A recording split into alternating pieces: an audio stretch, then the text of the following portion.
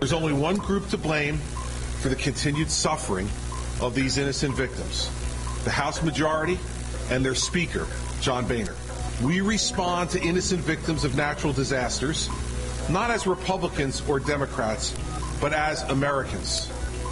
Or at least we did until last night. Last night, the House of Representatives failed that most basic test of public service, and they did so with callous indifference to the suffering of the people of my state.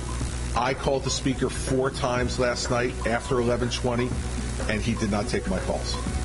Wow. All right. Well, it's good he's holding back now. Yeah. Joining us now,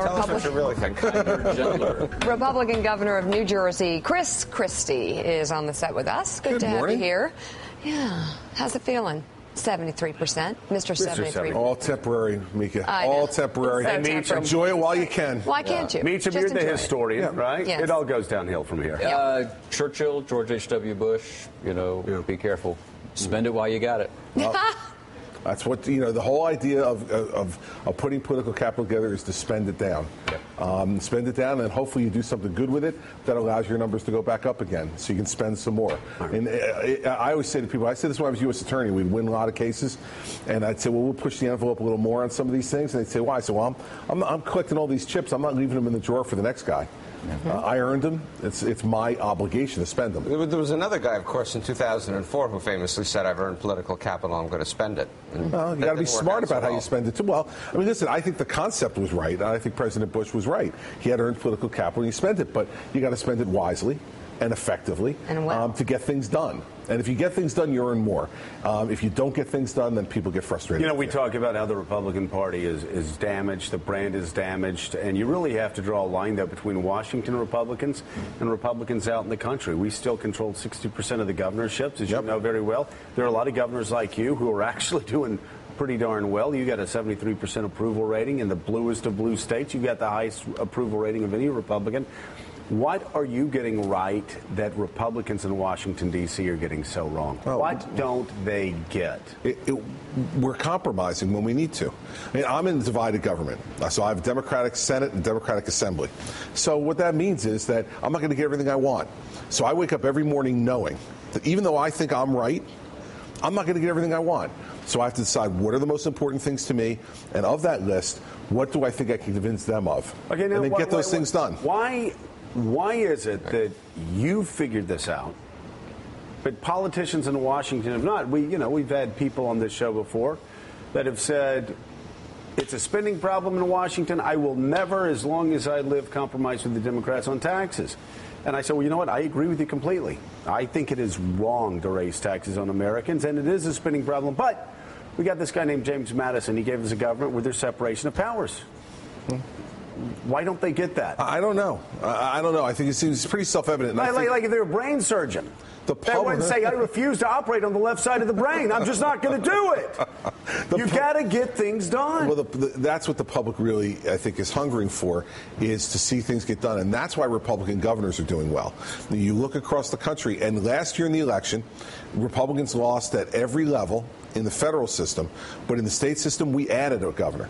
We went from 29 to 30 Republican governors. We didn't lose an incumbent, and we added Pat McCrory in North Carolina. Plus, we've got the majority of state senators across America. Yep. We've got the majority of House representatives in state houses across America. Yep. Republicans are doing well outside of Washington. Because we're governing, Joe. I mean, that's the difference. We're governing, and we're getting things done, and we're compromising where we need to. In places like my state, where you have divided government, you got to compromise and get things done. It's not a dirty word.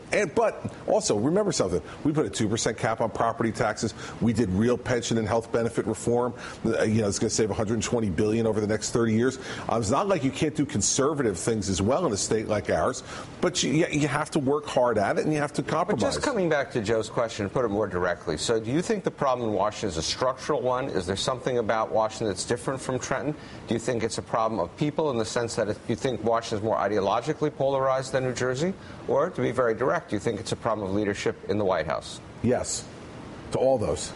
I think that the gerrymandering of districts across the country has led to people being more concerned about primaries than they're concerned about general elections, and therefore it pushes you further away from being willing to compromise. I think there's a people problem in that they're not establishing in Congress anymore the relationships that they need across the aisle with each other, talking to each other. And you can't sit down for the first time at a negotiation table for the first time and expect that you're going to trust each other. You're not. But if you develop relationships over time, you can. And I've said over and over again that I think this is the place where the president has been most deficient in his leadership, is establishing relationships with people in Washington that he needed to establish relationships with. The fact that the vice president had to sit with Mitch McConnell to get that done shows that the president isn't getting it done. And he's lucky he has Vice President Biden, who has those relationships, or else this White House would have no relationships on the Hill. Okay, I could name some Republicans who seem like they don't do well with relationships. But he didn't ask me about that. And by the way, to be fair, right, so I said to Steve that the fact is that there's not good relationships on the Hill either amongst Republicans and Democrats, which means there's responsibility on both sides for that. Yeah, there's this concern. But he's the president. I get that. There's one president, there's one governor. When you get to Washington, what happens to the mind of a politician, and especially on difficult issues? So let me ask you a question. If you were in Washington right now, and I'm looking at New Jersey's gun laws as they stand at this point, where would you stand on assault weapons? What I would say, gun legislation. Yeah, what I would say to folks is, if all you're going to do is legislate on guns, then you're not dealing with the whole issue. You got to do some stuff on guns, but you also have to deal with mental health and substance abuse, because if you don't, then all you're doing is being political. I agree with that. So, you agree there should be some new legislation on assault weapons? I think that there has to be a complete package, Mika, of all that stuff being dealt with at once. Deal with the weapons that you think you need to deal with, but if you don't deal with mental health issues, you don't deal with substance abuse issues, and you don't deal with violence in these video games in the media, if you don't deal with all of it, you're not going to eliminate the problem or even reduce the problem, in my view. Because that disturbed young man in Connecticut, his mother legally owned those guns in Connecticut, which is a pretty tough gun law state. Mm-hmm. And why wasn't he getting mental health treatment?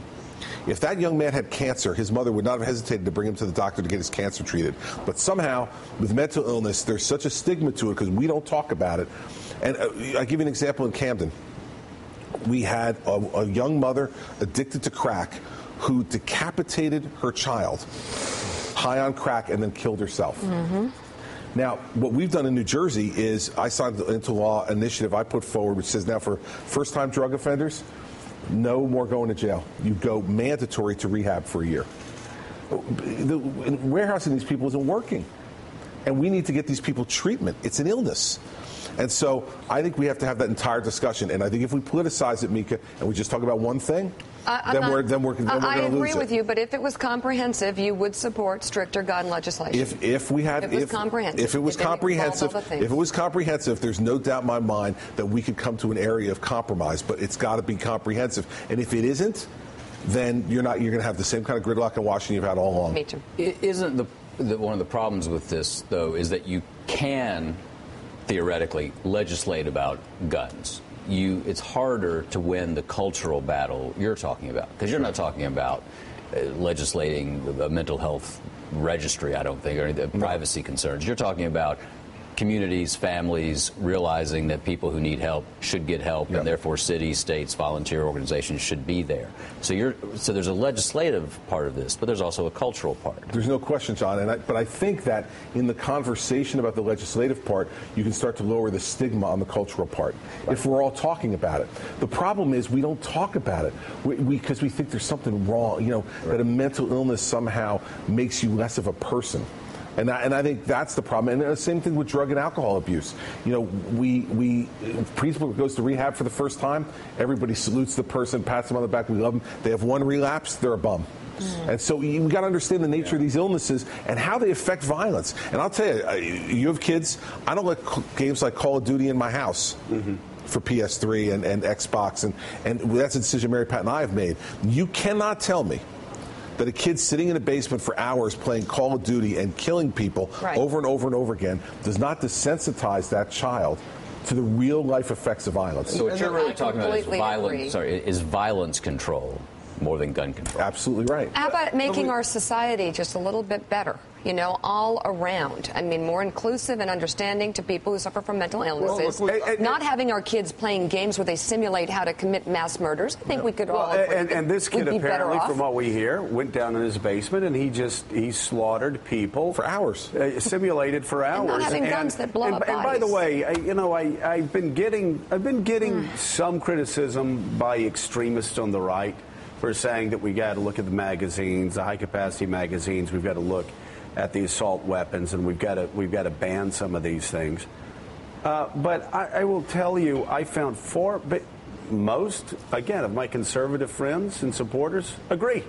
These survivalists don't need assault weapons. They don't need these high-capacity clips.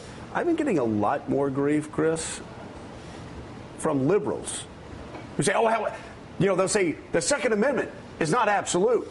But then you talk about movies. You talk about, porn violence, which is what it is. You talk about video games. They go crazy and basically accuse you of burning the American flag and ripping the Constitution to shred. And they are the absolutist nuts on the First Amendment, which you and I know because we sat through law school, time, place, manner. We understand there are limits to the First Amendment. There need to be limits to the First Amendment and there are. And there need to be limits to the Second Amendment. And there are. Well, and that's the hypocrisy of this argument, and that's what I'm afraid we're going to devolve into if we're not careful. It's going to be we're only going to do it one side of this because folks are less comfortable in dealing and talking about the violence in the media and the violence in these video games. We need to be doing something about that too. Now, the ultimate way and the best way to do it would be for parents to self-police. And as I said, we make that decision, Mary Pat and I do, but we also know that our kids go to other people's houses who have this stuff. Right. And so they get exposed to it anyway, not in the same volume. So we do need to have that conversation, and you cannot tell me that it did not have an effect on this child. It did. You can't tell me it didn't. How's the state doing? I shouldn't have to ask if you're over 70% approval. I think it's going great. Listen, we have a lot of work to do. And a lot of suffering. We have a lot of work to do. We have 41,000 families still displaced from their homes, Joe. We've got, although today is a great day, first day of a signal to something better. Belmar will start rebuilding their boardwalk today. I'm going there later this morning to start the rebuilding of that boardwalk. Seaside Heights is going to do it too. Where you just saw that road washed out, that road's almost completely rebuilt now. So we're getting there. Now, the federal package coming would help us significantly to be able to speed up the process of getting federal money in there to do it. But the fact is that it's a tough state, and people are anxious. And if you don't live in New Jersey or vacation at the Jersey Shore, it is very difficult to understand the kind of pull the Jersey Shore has on people who have spent time there. But people are really committed to wanting to get that rebuilt and get it back to at least close to where it was before. So I think things are going okay, but we've got a huge challenge ahead of us. The biggest infrastructure challenge the state's probably ever faced. Yeah, in history. Governor Chris Christie, thank you. Very good to have you on the show. Happy to be back. And remember what John Meacham said, Pulitzer Prize winning columnist, author. Yeah. It's all downhill from here. Appreciate that. I really do. All right. Thank you, John. Happy New Year. Coming up, we're going to bring in Hardball's Chris Matthews. More Morning Joe in just a moment.